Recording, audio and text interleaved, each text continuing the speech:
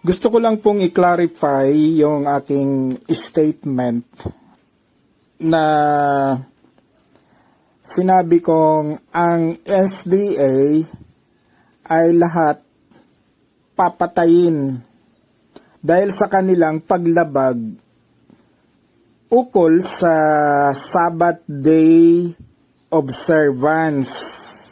Kasi nga po, yun ang nababatay doon sa Sabbath Day Law of God na under the covenant through Moses for the Israelites. Yun po ang pinupunto ko doon. Na since yun ang content ng Sabbath Day observance na sinabi ng Diyos kay Moses, na ang sino man pong lumabag ay papatayin, kaya ko po sinasabing ang lahat ng SDA ay papatayin kung naandyan si Moses. Dapat nga ang pasalamatan natin na naandyan na si Jesus. And why should we promote the obsolete Sabbath Day keeping? Na yun na nga ang punto. Ang lahat ng mga under the Old Covenant laws of God through Moses was already been abolished in time of Christ. Hindi ko maintindihan kung bakit ikino-contest pa rin ng SDA na kung sila ay mag-preach, akala mo ay napakatotoo ng sinasabi na ang Saturday, yun ang tunay na Sabbath Day. Hindi po, malayo. Malayo sa konteksto kung ano ang tinuturo ng mga apostles. Yun po ang aking sinasabi at hindi ko rin po ginajudge ang mga SDA. Sapagkat ako po ay nagsishare lang naman kung ano ang katotohanang nasusulat sa Bible. Kaya nga ako nagsishare ng katotohanan dahil gusto ko rin pong malaman kung ano ang reactions doon sa mga Sabbath believers. Sabbath believer din naman po ako. Kaso nga lang, hindi sa konteksto ng paniniwala na itong mga religionist about the Sabbath. Kung wala pong Sabbath, hindi tayo maliligtas. You know why? Because Sabbath is Christ. And Christ was the means of God for the atonement of sin. Na wala nang choice ang God. Sapagkat sinabi na niya papatayin ang lahat ng lumalabag sa araw ng Sabat. Ano ba ang content ng observance ng Sabat? Ang sabi ng Diyos, ang sino mang lalabas sa tahanan sa araw ng Sabat ay papatayin. Malinaw po yun. Dapat huwag kang lumabas, nasa bahay ka lang. Tapos pinagmamalaki nyo na pumunta kayo, magsamba kayo sa araw ng Sabado. Ay salto. Huwag nang lumabas Tapos pupunta kayong simbahan. Para naman tayong elementary niyan Buti pa nga ata ang elementary, makakaintindi niyan Yun man lang po ang point sa argument ukol doon sa doctrine of the SDA. Sorry hindi ko matanggap na dyan ako nabinyagan pagkatapos mali naman pala kung atin pong usisain kung ano ang katotohanan na nasusulat sa Biblia. And not only that, the argument there is, ang sinusunod ng SDA ay yung calendar week na mas lalong nonsense na iko-contest mo ang creation week when in fact what you are following is the calendar week. Dapat kung tayo po ay nagtuturo ay siyasatin nating maigi para hindi naman tayo nagmumukhang tanga na ang calendar week ay nakapattern diyan doon sa 4th day. Na kung halimbawa yung order of the days, palagay na natin, sige, bigyan natin ng validity ang pagpangalan nitong mga pagan people doon sa period of days from the time of the creation week, which is first day, second day, third day, fourth day, hanggang sa 7th day. Wala pong pangalan yan numbered days of creation week lang yan. Pero pinangalanan na itong mga pagan people dahil sa kanilang pag-imbento ng calendar. Granting the calendar has truth that makes sense to relate the Sabbath day observance na totoo naman po talagang iyan ay nakapattern doon sa calendar week. Pero hindi doon sa creation week.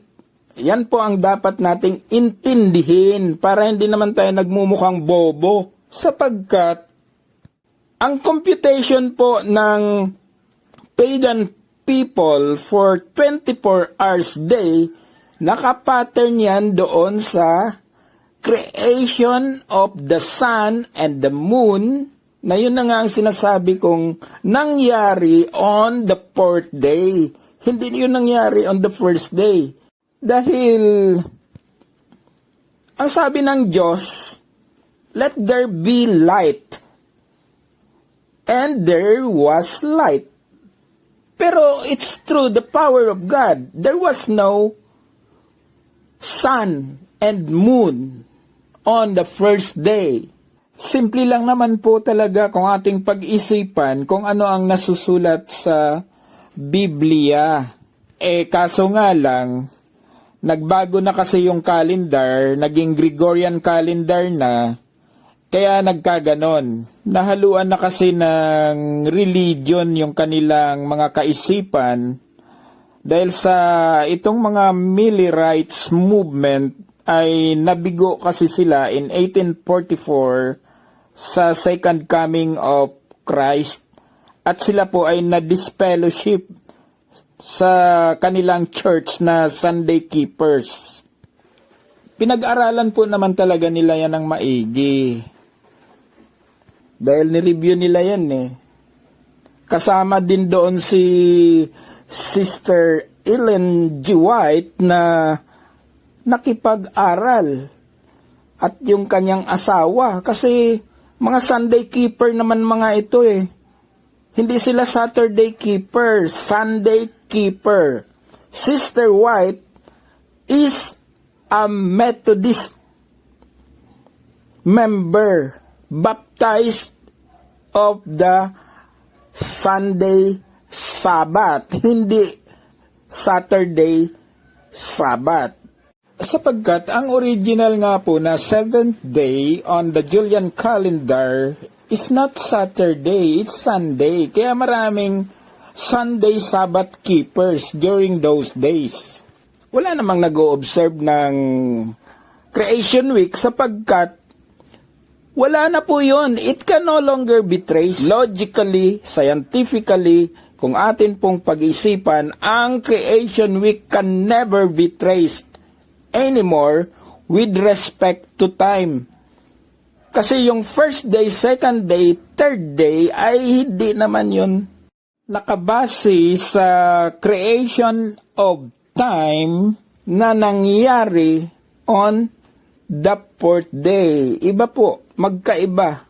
And it's a mystery in the Bible. Ang Diyos lang po ang nakakaalam. Kaya nga inabulish. The point is, mayroon na rin naman pong calendar during the time of Jesus. At yun na nga po yung Julian calendar. Yun ang talagang worldwide calendar with sufficient evidence. Pero hindi nila yan ginagamit dahil sila po ay sumusunod sa kultura ng kanilang pag-u-observe ng Sabat.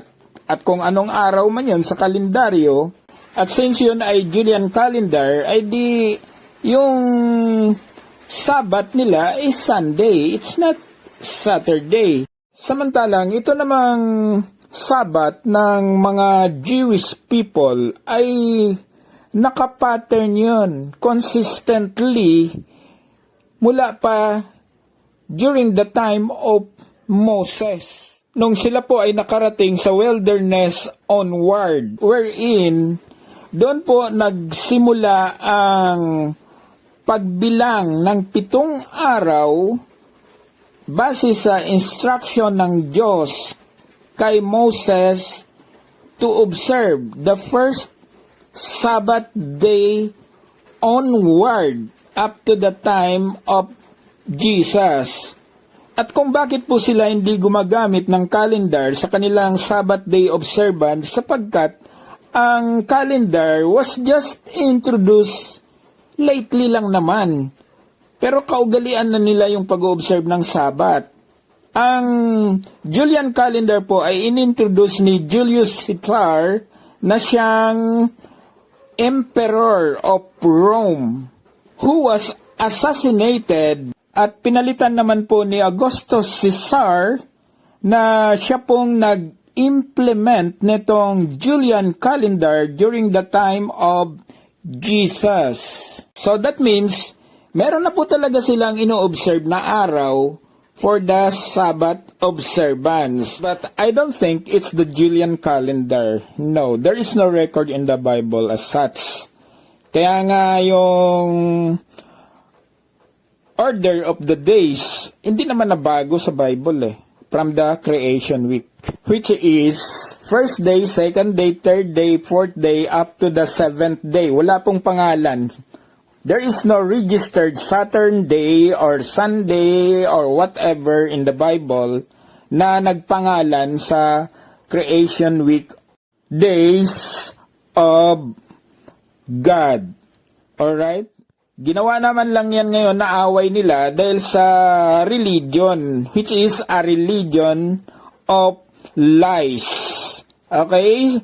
Pangsamantala po din natin itong puputulin sapagkat gaul na po tayo sa oras. Ito pong uli si Kuya Palabs na nagsasabing daghang salamat sa inyong pakikinig. From Luzon, Visayas, and up to the land of promise in Mindanao, dito lamang po yan sa ating Facebook channel na friends and followers to all of our beloved listeners here in Facebook community. Thank you so much for listening and watching.